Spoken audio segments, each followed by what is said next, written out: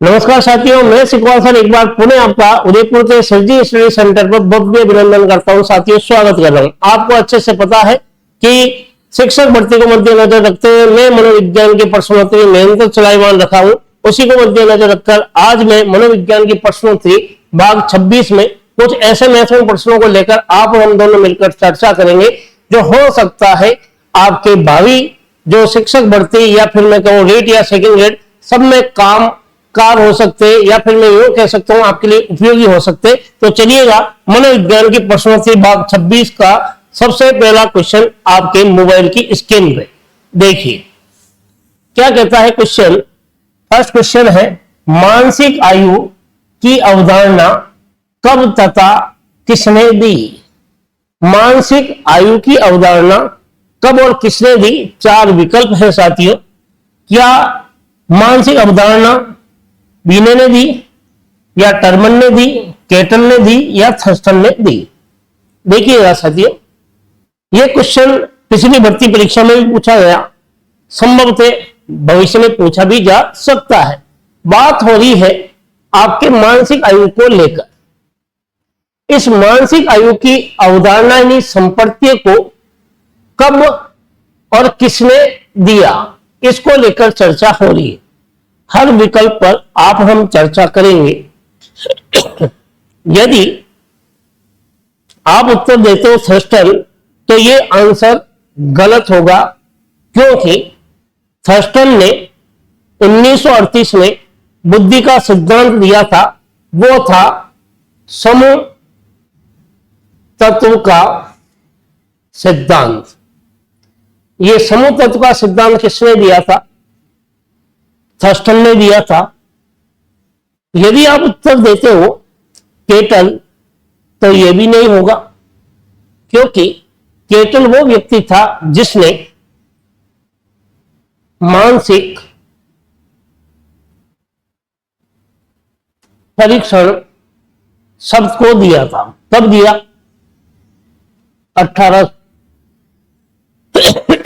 1890 में दिया था।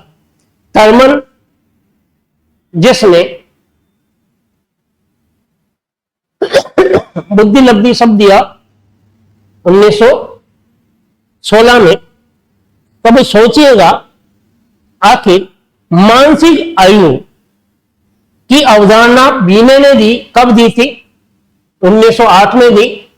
तो इस दृष्टि से ए विकल्प क्या होगा? बिल्कुल सही होगा, क्योंकि बीने ही पहला व्यक्ति था जिसने मानसिक आयु शब्द के बारे में चर्चा की।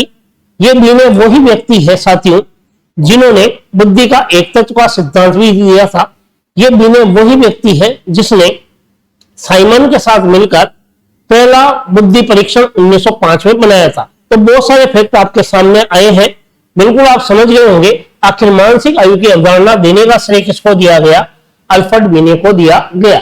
चलिए अगले क्वेश्चन की ओर। क्वेश्चन नंबर 2 क्या कहता है? किसी समुदाय में आसानी से संबंध बनाने के लिए समायोजित होने की क्षमता क्या कहलाती है? कोई भी समुदाय है, उस समुदाय में आसानी से यदि आप संबंध बना लेते हो, और तो यह योग्यता क्या कहलाती है? क्या बौद्धिक क्षमता कहलाती है, या आपकी मनोवृत्ति कहलाती है, या रुचि कहलाती है, या संवेगात्मक बुद्धि कहलाती है? देखिएगा, मान लेते हैं आप किसी समाज के समुदाय में उनके साथ आप संबंध बनाना चाहते हो, उन लोगों से जुड़ना चाहते हो, तो अगर आप उन लोगों के साथ जुड़ जाते हो तो यह आपकी कौन सी क्षमता होगी? यह सवाल पूछा जा रहा। देखिएगा, बौद्धिक क्षमता होती है, इसका संबंध आपकी आईक्यू से रहता है। किससे रहता है? आपकी ईक्यू से रहता है। नहीं, एक तरह से देखा जाए कि आपकी बुद्धि, बौद्धिक क्षमता, जो आपकी जो योग्यता है, यह किसी भी समस्या के निवारण से रहता है। समस्या निवारण से।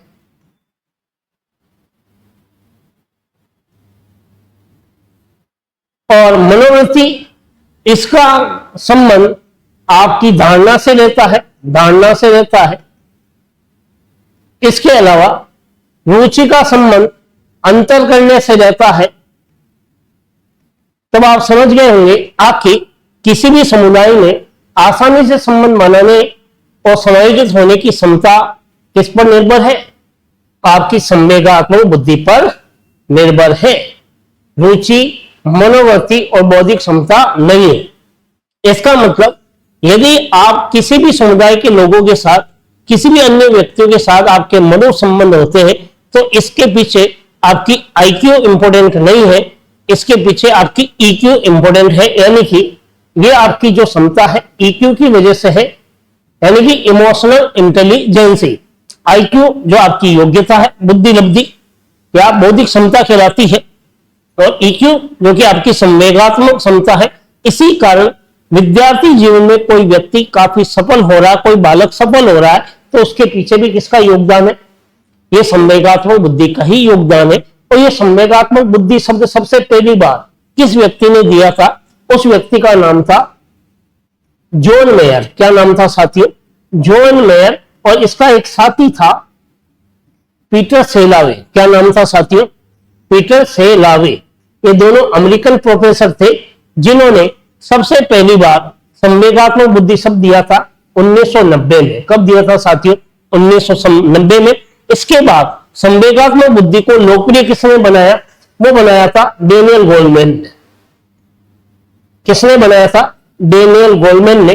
तो आप निश्चित रूप से समझ गए होंगे आखिर संवेगात्मक बुद्धि में वो योग्यता होती है, वो किसी भी समुदाय में यदि किसी व्यक्ति में संवेगात्मक बुद्धि की योग्यता है तो उसका अन्य व्यक्तियों के साथ जो संबंध होगा वो मधुर होगा, उसकी अन्य व्यक्तियों के साथ अंत्यक्रिया बहुत ही अच्छी होगी। तो चलिएगा अगले क्वेश्चन की ओर। क्वेश्चन नंबर 3, ये भी जबरदस्त है साथियों। क्वेश्चन नंबर 3 क्या कहता है? देखिएगा, ड्रे-कॉली विधि का संबंध। एक विधि थी ड्रेकाल, और जिसको ड्रेकाली विधि कहा गया। देखिएगा, हम बात कर रहे हैं ड्रे-कॉली विधि को लेकर। चीज को समझिएगा और उद्देश्य तक पहुंचेगा। थोड़ा सा कलर भी चेंज कर लेते हैं। चलिए, यह ड्रे-कॉली विधि का संबंध को लेकर सवाल पूछा जा रहा है। देखिए, ये ड्रे-कॉली विधि जिस व्यक्ति ने दी थी वो था बेल्जियम का प्रोफेसर था। कहां का प्रोफेसर था साथियों? बेल्जियम का प्रोफेसर रहा है, और जिसका नाम डॉक्टर ओविड ड्रेकाल था साथियों। क्या नाम था? डॉक्टर ओविड ड्रेकाल था। और इसी व्यक्ति ने बेल्जियम में प्रोफेसर के दरमियान, जब ये प्रोफेसर के रूप में कार्यरत था, उस समय इसने ड्रे-कॉली विधि दी थी। और यह विधि होती क्या, इस पर भी चर्चा करेंगे। यह सवाल पूछा जा रहा है, ड्रे-कॉली विधि का संबंध क्या औसत विद्यार्थी से है, प्रतिभाशाली विद्यार्थी से, मंदबुद्धि विद्यार्थी से, या सभी से है? क्वेश्चन क्या पूछा जा रहा है, आखिर ड्रे-कॉली विधि का जो प्रयोग हुआ था क्या औसत विद्यार्थी के लिए हुआ था? तो देखिएगा, औसत विद्यार्थी की भी हम बात करते हैं तो यह ऑप्शन गलत है, क्योंकि ड्रे-कॉली विधि का जो काम में लिया गया वो देखा जाए तो मंदबुद्धि विद्यार्थियों के लिए विशेष उपयोगी मानी गई थी। तो बिल्कुल सी विकल्प क्या माना गया? बिल्कुल सही माना गया। प्रतिभाशाली और सभी होगा नहीं। तो आप सोच रहे हैं आखिर ड्रे-कॉली विधि जो कि बेल्जियम के प्रोफेसर डॉक्टर ओविड ड्रेकाल के द्वारा दी गई, और इस विधि में इस बात को बताया गया जो मंदबुद्धि बालक है उनको भी सामान्य बालकों की तरह कैसे उनका विकास किया जाए, या उनको सामान्य बालकों तक कैसे लेकर आया जाए, उनको कैसे पढ़ाया जाए, इन सभी को लेकर इस ड्रेकाल विधि में चर्चा हुई थी। तो चलिएगा नेक्स्ट क्वेश्चन की ओर। जबरदस्त है question number 4। The backward child पुस्तक के रचनाकार कौन है? बैकवर्ड चाइल्ड पुस्तक किसने लिखी है साथियों?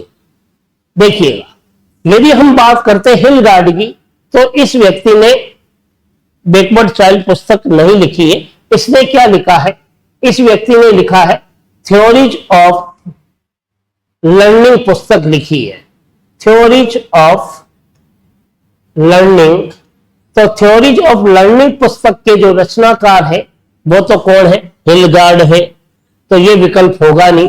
जॉन डीवी की यदि बात करते हो तो ये भी नहीं होगा साथी। क्यों नहीं होगा? जॉन डीवी ने जो पुस्तक लिखी है वो थी टेक्स्ट बुक ऑफ साइकोलॉजी। क्या थी? Text book of psychology. तो टेक्स्ट बुक ऑफ साइकोलॉजी पुस्तक के जो रचनाकार है वो कौन है? वो आपके जॉन डीवी है। थॉर्नडाइक की यदि बात करें तो इसने भी ये किताब नहीं लिखी थी, द बैकवर्ड ऑफ चाइल्ड या बैकवर्ड चाइल्ड पुस्तक के रचनाकार थॉर्नडाइक भी नहीं है, क्योंकि थॉर्नडाइक जो थे, जो व्यवहारवाद से काफी जुड़े हुए थे, ये प्रथम शैक्षिक मनोवैज्ञानिक थे। इन्होंने एक किताब लिखी थी और उस किताब का नाम था शिक्षा मनोविज्ञान। क्या नाम था? शिक्षा मनोविज्ञान पुस्तक के रचनाकार कौन है? ये थॉर्नडाइक साहब ही इस पुस्तक के रचनाकार है। तो आप समझ गए होंगे आखिर द बैकवर्ड चाइल्ड पुस्तक के रचनाकार कौन है? बैकवर्ड चाइल्ड पुस्तक के रचनाकार सिरिल बट है। कौन है साथियों? सिरिल बट है। और इन्होंने दी बैकवर्ड चाइल्ड पुस्तक को लिखा था। तो समझ गए होंगे ये सिरिल बट वो शख्सियत है जिन्होंने पिछड़े बालक नामक पुस्तक को लिखकर पिछड़े बालकों के पिछड़ने के क्या कारण है इस पर भी इस पुस्तक में चर्चा हुई थी। तो आप समझ गए होंगे साथियों आखिर बैकवर्ड चाइल्ड पुस्तक के रचनाकार कौन है? सिरिल बट नाम का व्यक्ति है। चलिए अगले क्वेश्चन की ओर। बिल्कुल साथियों आप समझ गए होंगे उदयपुर का श्रीजी स्टडी सेंटर ही एकमात्र ऐसा है जहां पर हर विकल्प की चर्चा सिकवाल सर के सानिध्य में होती है। तो बिल्कुल आप इस वीडियो का आनंद लीजिएगा और अच्छा लगे तो शेयर भी साथ साथ ठोक दीजिएगा। तो बात करते हैं हकलाने का मनोवैज्ञानिक कारण। कोई व्यक्ति हकलाता है तो उसके हकलाने का क्या कारण हो सकता है? क्या संवेगों का प्रभाव है, त्रुटिपूर्ण वाक्शैली है, या अपर्याप्त शब्द का भंडार है, या तनावपूर्ण वातावरण है? देखिएगा, तनावपूर्ण वातावरण यदि है, टेंशन है, तो उसमें व्यक्ति कभी हकलाता नहीं है। यह मानसिकता से संबंधित है। किससे संबंधित है? मानसिकता से संबंधित है, इसलिए यह विकल्प होगा नहीं। या आपके पास शब्दों की कमी है तो हो सकता है आप बोलने से रुक सकते हो, लेकिन अगर आप हकला हकला कर बोल रहे हो तो अपर्याप्त शब्द भंडार की वजह से नहीं। तो यह तो क्या है? आपके वाक कौशल से है, तो यह भी विकल्प होगा नहीं। त्रुटिपूर्ण वाक्शैली की यदि बात करते हो, यदि आप कोई वाक्य बोल रहे हो लेकिन उसका उच्चारण या उसमें बोलते समय ओठ को सूट बोल रहे हो तो हकलाने की वजह से नहीं बोल रहे हो, तो यह भी विकल्प होगा नहीं। तो बिल्कुल संवेग आपके नियंत्रण से बाहर है, तो बिल्कुल व्यक्ति हकला हकला कर बोलता है। तो ए विकल्प क्या हो गया? बिल्कुल सही हो गया। कारण सहित मैंने चर्चा की है। तो चलिएगा मेरे साथ अगले क्वेश्चन की ओर। देखिए क्वेश्चन नंबर 6 क्या कहता है। थोड़ा सा पानी भी पी लेते हैं और आपके साथ चर्चा भी करते हैं। क्वेश्चन नंबर 6 क्या कह रहा है? विद्यार्थियों को जानने हेतु निर्देशक का दायित्व है कि वे विद्यार्थियों की सहायता करें।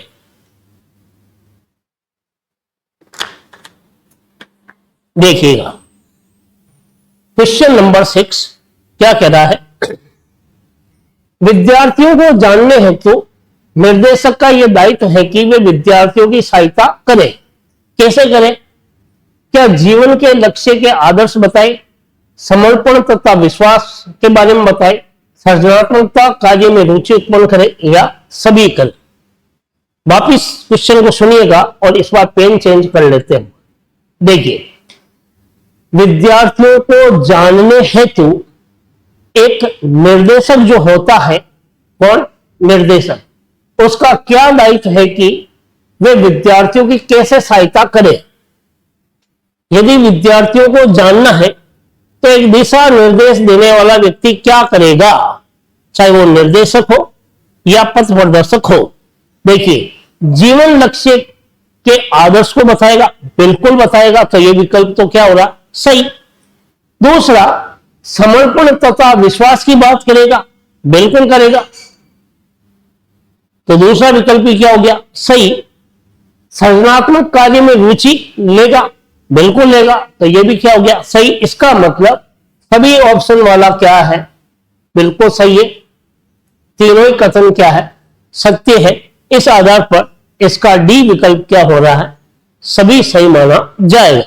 चलिए अगले क्वेश्चन की ओर। एकांत प्रिय तथा शर्मीले विद्यार्थियों के समायोजन हेतु अध्यापक के रूप में आप क्या करेंगे।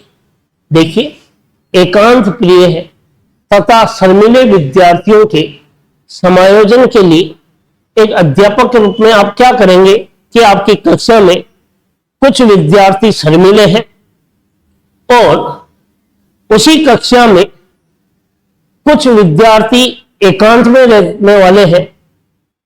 तो एकांत प्रिय और शर्मीले किस्म के जो विद्यार्थी हैं उनको समायोजित करने के लिए एक शिक्षक के रूप में आपकी क्या भूमिका रहेगी। क्या कक्षा के समक्ष उन्हें दंड दोगे कि तो शर्माता क्यों है, लड़की है क्या, ऐसा कहोगे तो वो समायोजित नहीं हो पाएगा। तो ये विकल्प तो क्या हो गया, गलत हो गया। विद्यालय प्रधानाचार्य को शिकायत करना, क्या टीचर जाकर वो शर्मीले बच्चे की या चुपचाप रहने वाला बच्चे की हेडमास्टर को या प्रिंसिपल को शिकायत करेगा कि वो बच्चा एकांत में रहता है, उसको कोई काम बुलाते तो बोलता ही नहीं है, शर्माता है, लड़की है, तो उसकी शिकायत प्रधानाचार्य से करोगे। यदि आप ऐसा करोगे तो वो भविष्य में कभी भी आपके सामने आएगा नहीं, उल्टा और एकांत में रहने लगेगा। तो निश्चित ये विकल्प क्या हो गया, गलत। थर्ड विकल्प हो रहा है प्रतियोगिताओं में भाग लेने हेतु प्रेरित करोगे। यदि वो शर्मीला है, एकांत में है, तो उसे बुलाओगे, बेटा तू भी भाग ले, तू भी अव्वल आ सकता है, प्रथम आ सकता है। इस तरह के प्रतियोगिता के भाव उसमें विकसित करके उसे प्रतिस्पर्धा के लिए प्रेरित करोगे। ये विकल्प क्या है, बिल्कुल सही है, सभी हो ही नहीं सकता। तो सी विकल्प क्या हो गया, बिल्कुल सही हो गया, क्योंकि ये इस तरह के व्यवहारिक क्वेश्चन एग्जाम में कई बार पूछ लिए जाते हैं। तो बिल्कुल आप समझ गए होंगे आखिर अप्लाइड क्वेश्चन को यदि आप उत्तर तक पहुंचना है तो हर विकल्प पर चर्चा करनी होगी और कौन सा विकल्प उच्च कोटि का है उसको आपको चिन्हित करना होगा। तो चलिए अगले क्वेश्चन की ओर। क्वेश्चन नंबर 8 देखिए, समझिए क्या कहता है क्वेश्चन 8। निम्नलिखित में से कौन सी रक्षा युक्ति नहीं है। देखिएगा, यह समायोजन की रक्षा युक्ति से सवाल आया है। समायोजन की रक्षा युक्ति से यह क्वेश्चन पूछा जा रहा है कि निम्नलिखित में से समायोजन की रक्षा युक्ति कौन सी नहीं है। इस नहीं है को पूछ रहा है। देखिएगा, समायोजन की रक्षा युक्ति 4 भागों में बांटी गई। प्रत्यक्ष, दूसरी अप्रत्यक्ष, तीसरी क्षतिपूर्ति, चौथी आक्रमणकारी। तो पहली प्रत्यक्ष हो गई, दूसरी अप्रत्यक्ष होगी, तीसरी क्षतिपूर्ति और चौथी क्या हो गई, आक्रमणकारी। तो देखिएगा आखिर समायोजन की कौन सी रक्षा युक्ति नहीं है। प्रत्यक्ष पद्धति की यदि बात करूं तो प्रत्यक्ष पद्धति में 4 है। कौन सी, बाधाओं को दूर करना, अन्य मार्गों की खोज करना, लक्ष्य का प्रतिस्थापन करना और विश्लेषण और निर्णय। तो ये यहां पर है, वो 4 जो शब्द बोले नहीं है। अप्रत्यक्ष पद्धति की यदि मैं बात करूं तो इसमें क्या आती है, अप्रत्यक्ष में एक तो आती दमन, एक आती दीवा सपन, एक आती प्रतिगमन, एक आती तदात्मीकरण, एक आती उदात्तीकरण करण, एक आती है विस्थापन, एक आती है समन, एक आती है औचित्य स्थापन, एक आती है प्रक्षेपण। तो ये एक प्रत्यक्ष है। देखिएगा इसमें कौन सी है, प्रतिगमन है, बिल्कुल है, ये प्रतिगमन। उदात्तीकरण है, बिल्कुल है। आक्रमणकारी चौथे नंबर पर है। तो 3 हो गई। यहां क्या पूछ रहा है, आखिर समायोजन की रक्षा युक्ति कौन सी नहीं है? तो बिल्कुल आप समझ गए होंगे, प्रतिपुष्टि जो होता है वो फीडबैक होता है, वो समायोजन का रक्षा तंत्र नहीं होता है। तो डी विकल्प बिल्कुल सही है। तो चलिए अगले क्वेश्चन की ओर।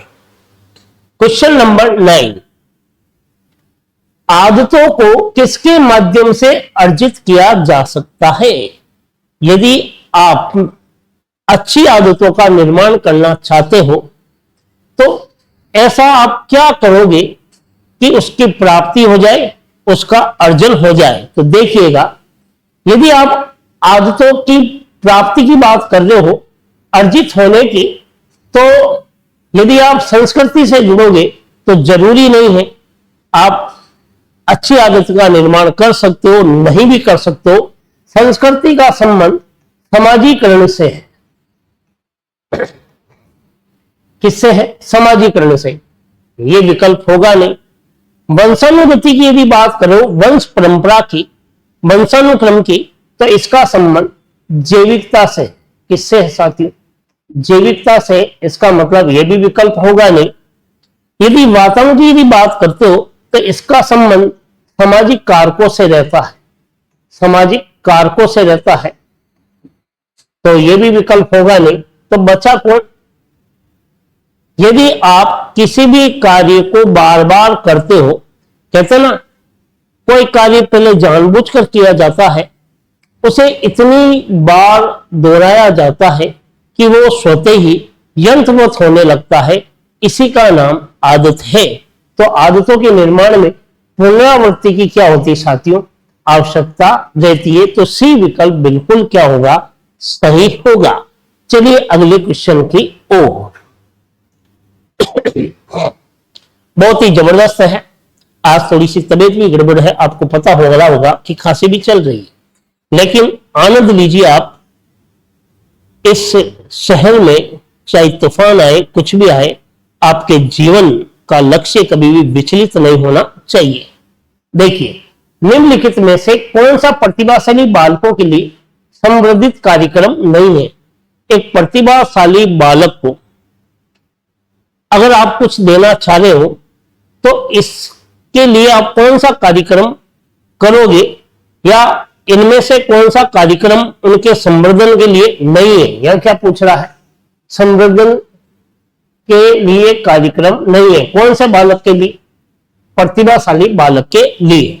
तो देखिएगा, क्या प्रतिभाशाली बालक को उन्नत कोर्स प्रदान करोगे? बिल्कुल करोगे। तो ये तो है। यह क्या पूछ रहा है? नहीं है।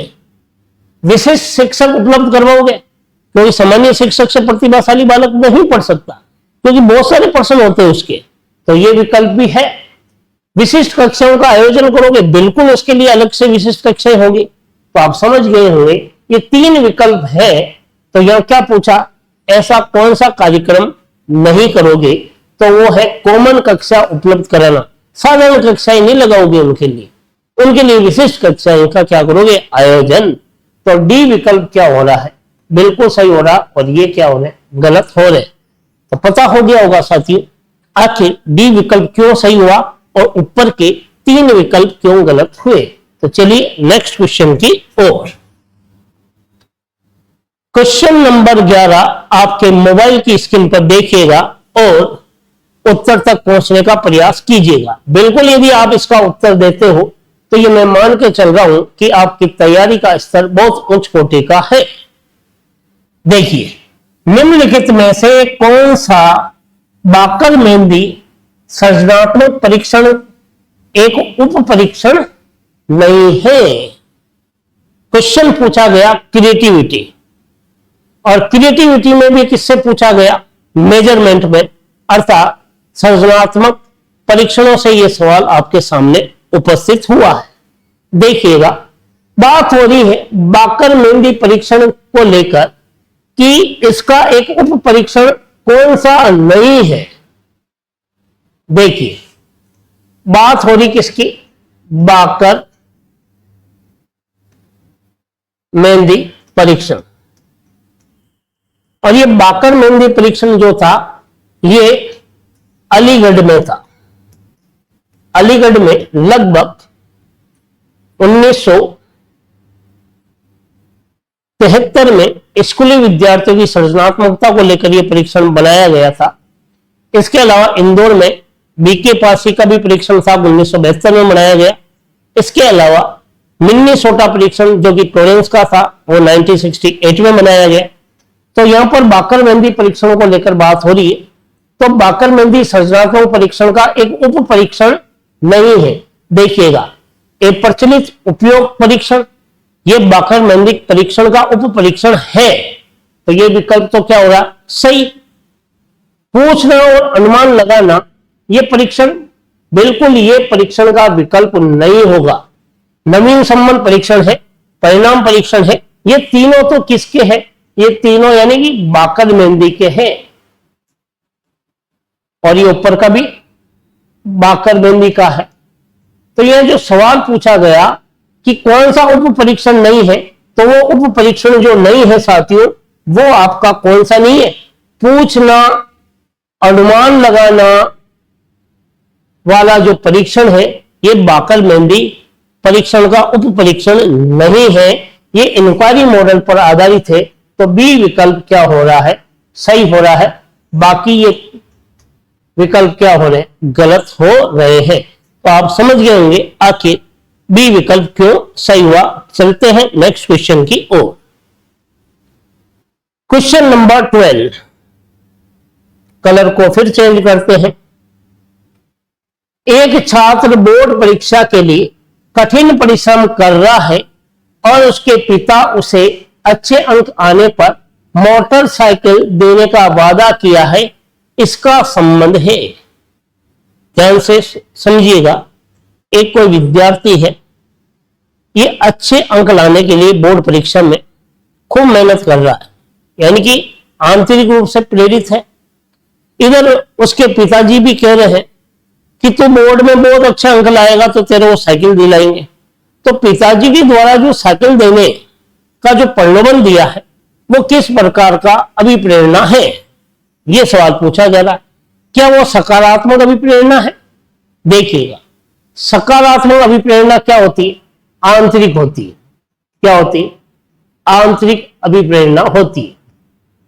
जब आंतरिक अभिप्रेरणा की यदि बात करें तो आपको यह पता हो गया होगा आंतरिक अभिप्रेरणा का संबंध किससे रहता है? आंतरिक अभिप्रेरणा का संबंध मूल प्रवृत्ति से रहता है। और बच्चा अपनी स्वयं की इच्छा शक्ति से कार्य कर रहा है, तो पिताजी तो उसको प्रलोभन दे रहे हैं कि ऐसा करेगा तो तुझे ऐसा इनाम दूंगा। तो आंतरिक अभिप्रेरणा जो मूल प्रवृत्ति है, इसके अलावा और यदि हम देखते हैं हमारी आवश्यकताओं से भी आंतरिक अभिप्रेरणा का संबंध है जो सकारात्मक है। इसके अलावा हमारे चालकों का संबंध भी किससे है? आंतरिक अभिप्रेरणा से। हमारे परिणोद का संबंध भी किससे है? आंतरिक अभिप्रेरणा से।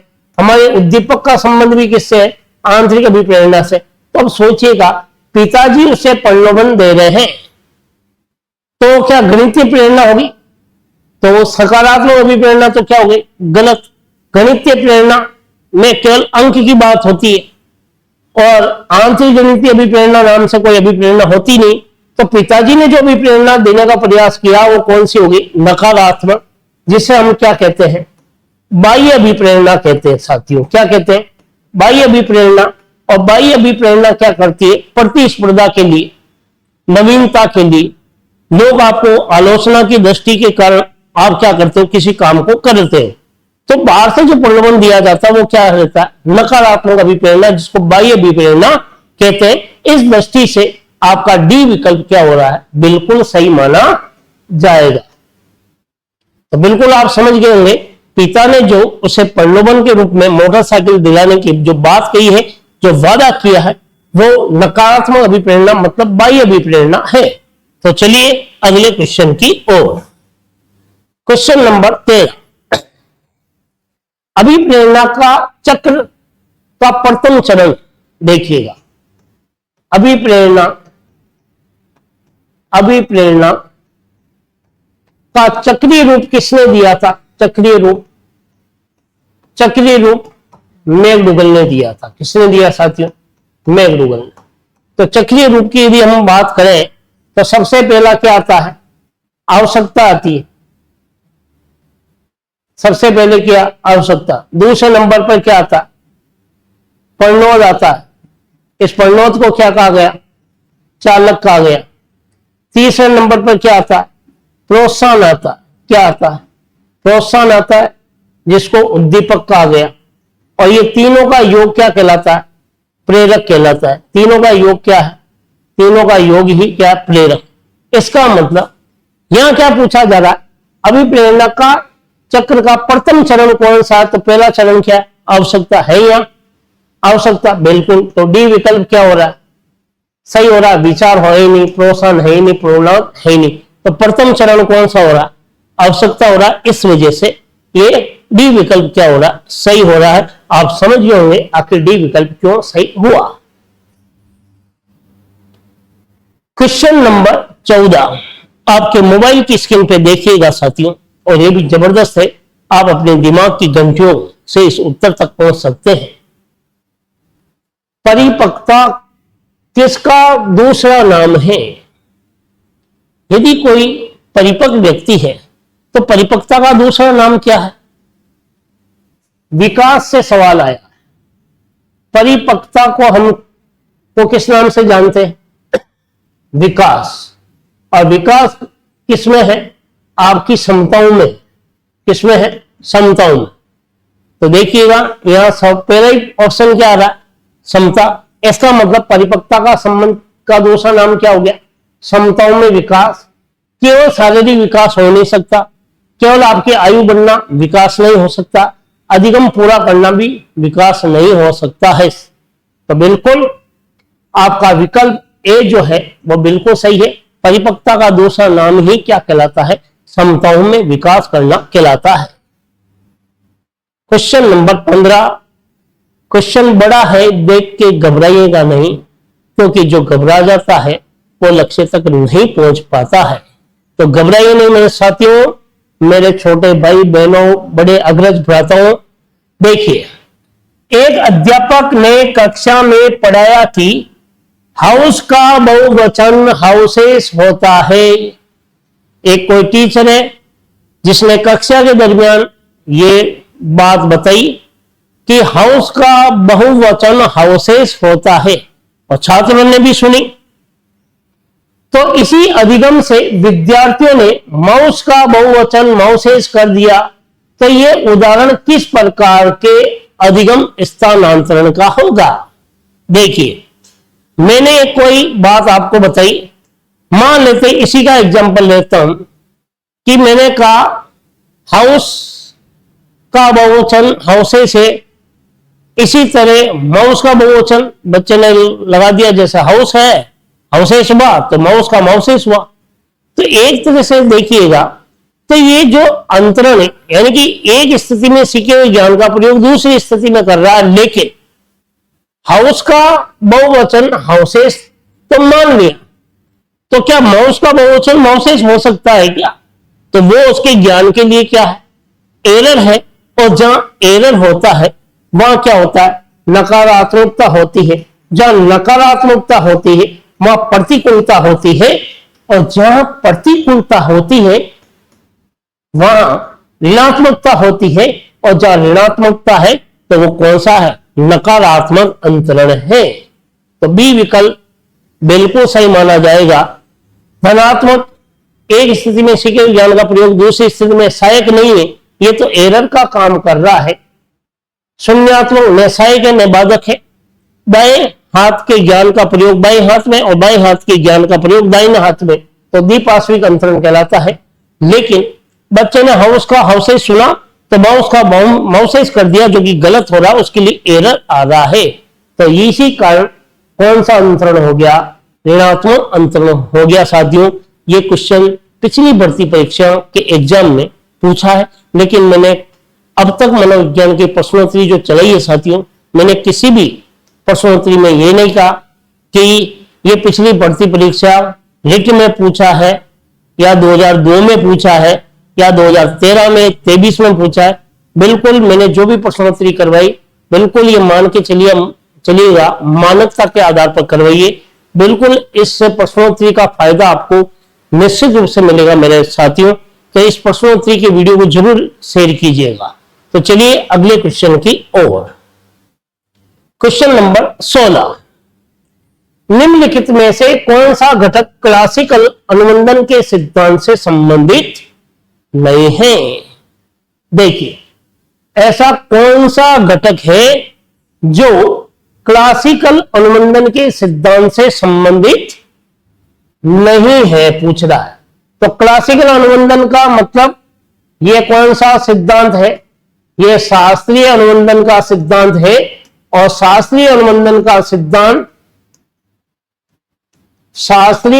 का जो सिद्धांत है वो किसका है? वो पावलोव का है। किसका है साथियों? पावलोव का है।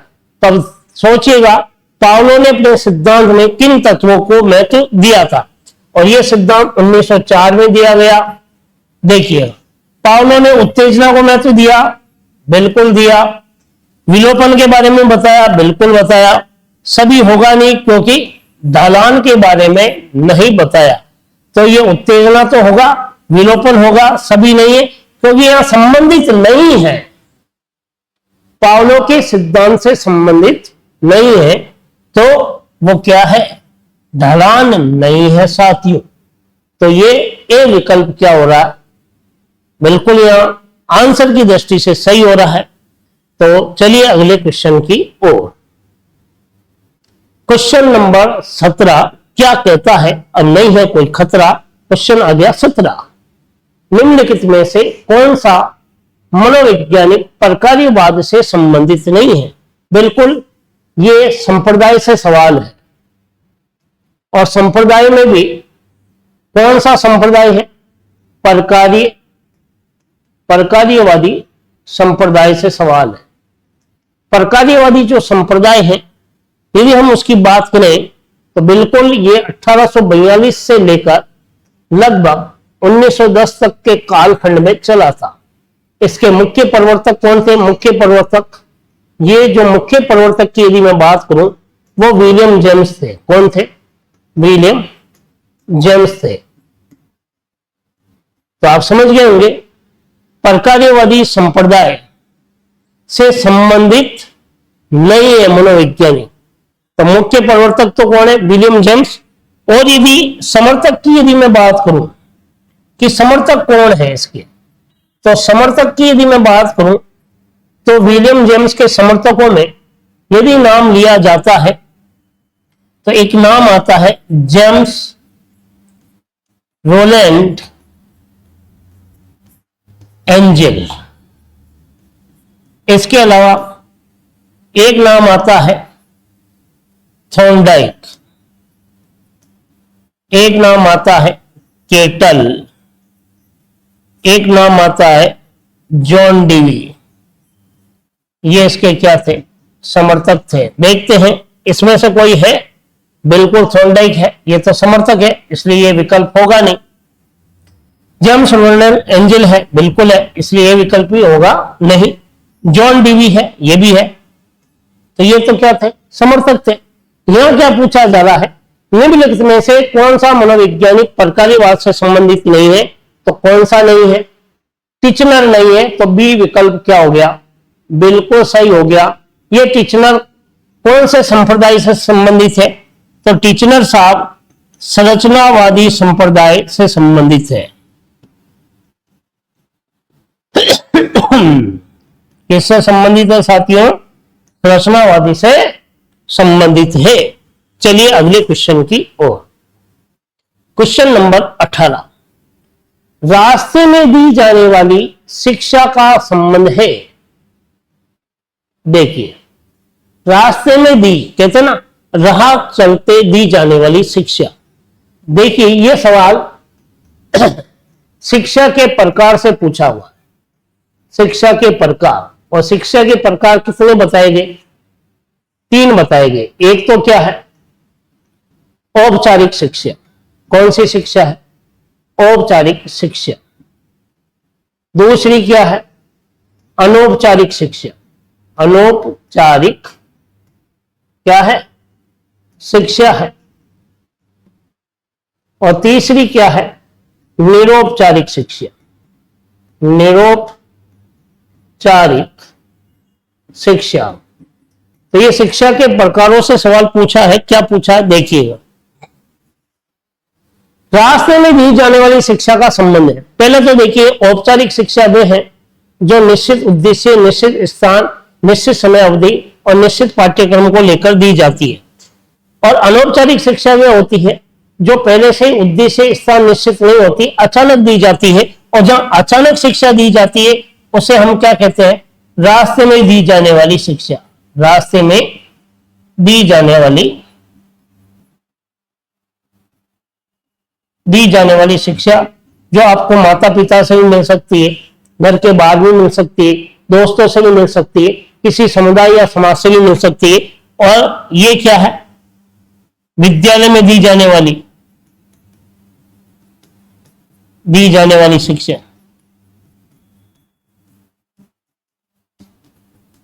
तो क्लियर हो गए होंगे, उत्तर भी आप समझ गए होंगे। और निरौपचारिक, पत्राचार या दूरस्थ शिक्षा जो होती है वो क्या कहलाती है? निरौपचारिक। तो फॉर्मल एजुकेशन और इनफॉर्मल और नॉन फॉर्मल। तो बिल्कुल आप समझ गए होंगे कौन सी शिक्षा का प्रकार होगा? अनौपचारिक शिक्षा का प्रकार होगा, सी। द्विमुखी शिक्षा किसने बताया? एडम्स ने बताया। निरौपचारिक दूरस्थ शिक्षा हो गई, दूरस्थ शिक्षा। और औपचारिक विद्यालय, महाविद्यालय, विश्वविद्यालय शिक्षा। तो ये विकल्प होगा नहीं, ये होगा नहीं और ये होगा नहीं। सी विकल्प क्या हो गया साथियों? बिल्कुल सही हो गया। आनंद आ रहा ना साथियों? बिल्कुल आ रहा होगा। हर विकल्प पर चर्चा हो रही है। चलिए अगले क्वेश्चन की ओर। किस अवस्था में अस्थिकरण की प्रक्रिया पूर्ण हो जाती है? विकास की ऐसी कौन सी अवस्था है जहां हड्डियों का पूर्ण विकास हो जाता है और उनकी संख्या भी निश्चित हो जाती है? हालांकि शेषावस्था में भी संख्या निश्चित रहती है, लेकिन अस्थिकरण की प्रक्रिया, मजबूतीकरण की प्रक्रिया किस अवस्था में है? तो शेषावस्था में। यदि हड्डियों की संख्या की यदि बात करें तो बहुत ज्यादा होती, 350। तो यहां अस्थिकरण पूरा नहीं होता। बाल्यावस्था की यदि हम बात करें तो आते आते बाल्यावस्था में, तो कहने का मतलब शेषावस्था में ऐसा माना गया कि शुरुआत में 270 और बाल्यावस्था में लगभग फिर उसमें घटोत्तरी और बढ़ोतरी 350 के पास पहुंच जाती है।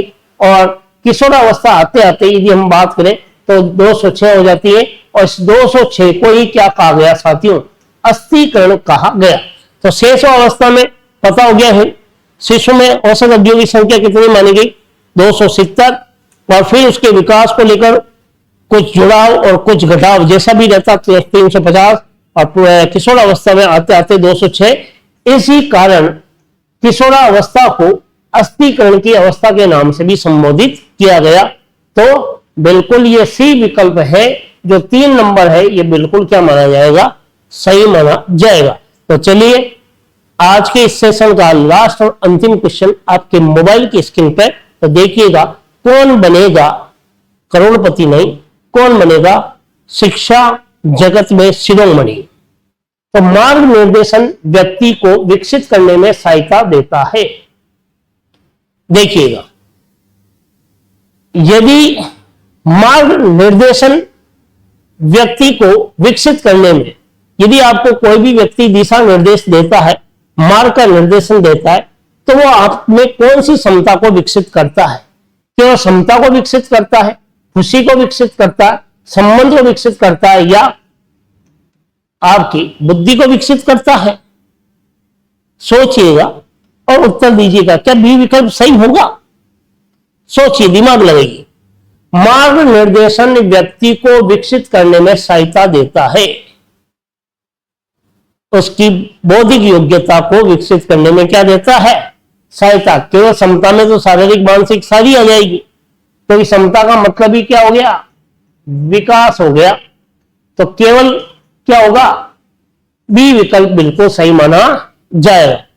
तो बिल्कुल साथियों, जो मनोविज्ञान की प्रश्नोत्तरी का दौर मैं निरंतर चलायमान आप लोगों के लिए रखा हूं, यदि आपको ये वीडियो अच्छा लगा है तो बिल्कुल आपसे एक निवेदन है, इस वीडियो को उन लोगों तक पहुंचाइएगा जो वास्तव में अंतर मन से अपनी स्वयं की इच्छा शक्ति से जहां पर भी बैठे हैं और शिक्षक भर्ती को लेकर तैयारी कर रहे हैं, उन तक पहुंचे और आप भी इस प्रश्नोत्तरी का पूर्ण लाभ लीजिएगा। बिल्कुल मेरी सफलता तब तय होगी जिस दिन आपका सिलेक्शन हो जाएगा। तो एक बार पुणे में आपका हृदय के अंत्यकरण से आपको धन्यवाद ज्ञापित करता हूं कि आपने मनोविज्ञान की प्रश्नोत्तरी को निरंतर इस सेशन में आप बने रहे हैं। तो एक बार श्रीजी स्टडी परिवार पुणे आपका कोटि कोटि वंदन करता है। अगले वीडियो में फिर मुलाकात करेंगे, तब तक अपना ख्याल रखिएगा और निरंतर अध्ययन कीजिएगा। जय हिंद, जय भारत।